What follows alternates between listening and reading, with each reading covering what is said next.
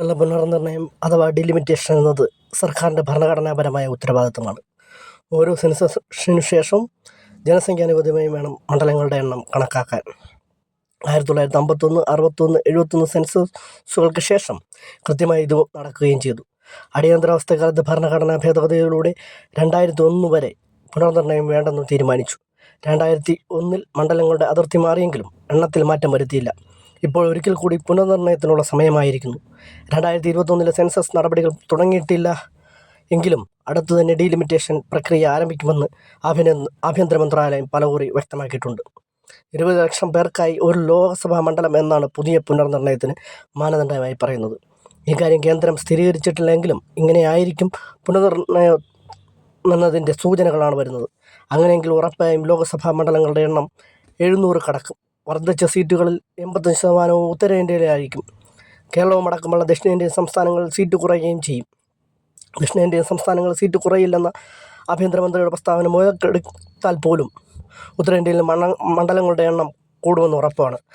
ഇതുമൂലം നേട്ടം BJPക്ക് മാത്രമായിരിക്കും. ഇന്ത്യൻ ഭൂപടം മാറ്റുന്ന ഡീലിമിറ്റേഷൻ. രാജ്യത്തുടനീളം ജനസംഖ്യയുടെ അടിസ്ഥാനത്തിൽ ലോക്സഭാ മണ്ഡലങ്ങളുടെ വലുപ്പം നിശ്ചയിക്കുന്നതാണ് ഡീലിമിറ്റേഷൻ. കൂടുതൽ ജനങ്ങളുള്ള വടക്കൻ സംസ്ഥാനങ്ങൾക്ക് അനുകൂലമാകും മണ്ഡലങ്ങളുടെ പുനർനിർണ്ണയം. ജനസംഖ്യാ നിയന്ത്രണം പ്രോത്സാഹിപ്പിക്കുന്നതിനുള്ള തീരുമാനമാണ് ഇപ്പോൾ ദക്ഷിണേന്ത്യക്ക് തിരിച്ചടിയാകുന്നത്. പുതിയ സെൻസസിന് ശേഷം ആനുപാതിക അടിസ്ഥാനത്തിൽ ലോക്സഭാ മണ്ഡലങ്ങളുടെ എണ്ണം തീരുമാനിച്ചാൽ സ്ഥിതി മാറും. 1951 സെൻസസ് അനുസരിച്ച് ഇന്ത്യയിലെ ജനസംഖ്യ 36.1 കോടിയായിരുന്നു. അന്ന് 7.4 ലക്ഷം ശരാശരി വോട്ടർമാരുള്ള 494 ലോക്സഭാ സീറ്റുകളുണ്ടായിരുന്നു.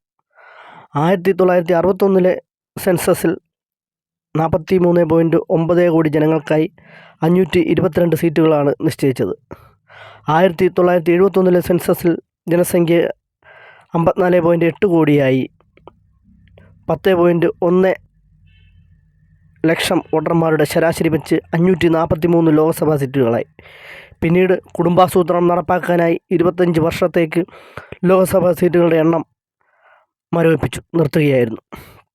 2001 84 ഭരണഘടനാ ഭേദഗതിയിലൂടെയാണ് വീണ്ടും 25 വർഷത്തേക്ക് ഇതേ നില തുടരാൻ നിയമം പാസാക്കിയത്. 2026 വരെയാണ് ഇതിൻ്റെ കാലാവധി. നിലവിൽ ലോക്സഭയിൽ 543 സീറ്റാണുള്ളത്. രാജ്യസഭയിൽ 250 MPമാർ വീതമാണ് ഉള്ളത്. ലോക്സഭാ മണ്ഡലങ്ങളുടെ അടുത്ത പുനർനിർണ്ണയം കേരളമടക്കമുള്ള ദക്ഷിണേന്ത്യൻ സംസ്ഥാനങ്ങളുടെ ആശങ്ക കൂട്ടുകയാണ്. നിർദ്ദിഷ്ട മണ്ഡല പുനർവിഭജനം രാജ്യത്ത് കടുത്ത രാഷ്ട്രീയ ചർച്ചകൾക്ക് തിരികൊളുത്തിയിട്ടുണ്ട്. ജനസംഖ്യാടിസ്ഥാനത്തിലുള്ള മണ്ഡല പുനർനിർണ്ണയത്തിനെതിരെ ദക്ഷിണേന്ത്യയിലുടനീളം പ്രതിഷേധങ്ങൾ ഉയർന്നു വരുന്നുണ്ട്. തമിഴ്നാട് മുഖ്യമന്ത്രി MK സ്റ്റാലിൻ ഈ വിഷയത്തിൽ മാർച്ച് 5 സർവകക്ഷി യോഗം വിളിച്ചതോടെ പ്രശ്നത്തിൻ്റെ ഗൗരവം വ്യക്തമായി. കേരളവും വൈകാതെ പ്രതികരിക്കേണ്ടി വരുമെന്നതിൽ സംശയമില്ല. വലിയ നഷ്ടം വരുന്നതിന് മുമ്പ് പ്രതിരോധം ഉയർത്തേണ്ടതുണ്ട്. ഓരോ ദേശീയ സെൻസസിന് ശേഷവും ഭരണഘടനാപരമായി നിർബന്ധമായ നടപടിയാണ് മണ്ഡലങ്ങളുടെ അതിർത്തി പുനർനിർണ്ണയമെന്ന ഡീലിമിറ്റേഷൻ. കോവിഡ് മഹാമാരിയെ തുടർന്ന് മാറ്റിവെച്ച 2021 നടക്കേണ്ടിയിരുന്ന ജനസംഖ്യാ കണക്കെടുപ്പ് ഈ വർഷം തുടങ്ങാനാണ് കേന്ദ്രത്തിൻ്റെ ആലോചന. വളരെയേറെ വൈകിയ സെൻസസ് ഈ വർഷം തുടങ്ങുമെന്നാണ് കേന്ദ്ര സർക്കാർ നേരത്തെ പറഞ്ഞത്. ഇതിനായുള്ള നടപടികൾ ഇനിയും വൈകില്ലെന്നും കരുതാം. അടുത്ത വർഷം സെൻസസ് പൂർത്തിയായാൽ മണ്ഡല പുനർനിർണ്ണയത്തിനുള്ള ദേശീയ ഡീലിമിറ്റേഷൻ കമ്മീഷനെ നിയമിക്കേണ്ടതുണ്ട്. രാജ്യത്തെ ലോക്സഭാ മണ്ഡലങ്ങളുടെ പുനർനിർണ്ണയം 2028 പൂർത്തിയാകുമെന്നാണ് റിപ്പോർട്ടുകൾ. കേരളം, തമിഴ്നാട്, കർണാടക, ആന്ധ്രാപ്രദേശ്, തെലങ്കാന എന്നീ ദക്ഷിണേന്ത്യൻ സംസ്ഥാനങ്ങളിലായി 543 അംഗ ലോക്സഭയിൽ ഇപ്പോൾ 129 സീറ്റുകളുണ്ട്. ഏകദേശം 24% വരും. 1971 സെൻസസിനെ അടിസ്ഥാനമാക്കിയ മണ്ഡല പുനർനിർണ്ണയത്തിന് ശേഷമുള്ള സ്ഥിതിയാണിത്. എന്നാൽ 1971 ശേഷം ദക്ഷിണേന്ത്യൻ സംസ്ഥാനങ്ങളിലെ ജനസംഖ്യാ വളർച്ചയിൽ ഗണ്യമായ കുറവുണ്ടാക്കാനായിട്ടുണ്ട്. പക്ഷേ ഉത്തർപ്രദേശ്, ബീഹാർ എന്നിവിടങ്ങളിലെ ജനസംഖ്യയിൽ ഗണ്യമായ വർധനയുമുണ്ട്. തെക്കേ ഇന്ത്യയിലെ 5 സംസ്ഥാനങ്ങൾക്ക് 26 ലോക്സഭാംഗങ്ങളെ നഷ്ടപ്പെടുമെന്നാണ് കർണാടക മുഖ്യമന്ത്രി സിദ്ധരാമയ്യയുടെ ഓഫീസ് പുറത്തുവിട്ട പ്രസ്താവനയിൽ പറയുന്നു. കേരളത്തിലെ നിലവിലുള്ള 20 എംപിമാർ 12 കുറയും. ആന്ധ്രാപ്രദേശിൽ 25, തെലങ്കാനയിൽ 17, 42 സീറ്റുകൾ 34ആയും, തമിഴ്നാട്ടിലെ 39 സീറ്റുകൾ 31ആയും, കർണാടകയിലെ 28 സീറ്റുകൾ 26ആയും കുറയുമെന്നാണ് സിദ്ധരാമയ്യ ചൂണ്ടിക്കാട്ടിയത്. എന്നാൽ ഉത്തരേന്ത്യൻ സംസ്ഥാനങ്ങളിൽ നിന്നുള്ള എംപിമാരുടെ എണ്ണം കൂടും. സിദ്ധരാമയ്യ പറഞ്ഞ കണക്കനുസരിച്ച് യുപിയിൽ നിലവിലുള്ള 80 ലോക്സഭാ മണ്ഡലങ്ങൾ 91 ആകും. ബീഹാറിൽ 40-ൽ നിന്ന് 50ആയും മധ്യപ്രദേശിൽ നിന്ന് 29-ൽ നിന്ന് 33ആയും വർദ്ധിക്കും. മറ്റു ഉത്തരേന്ത്യൻ സംസ്ഥാനങ്ങളിലും ലോക്സഭയിലെ വിഹിതം കൂടും.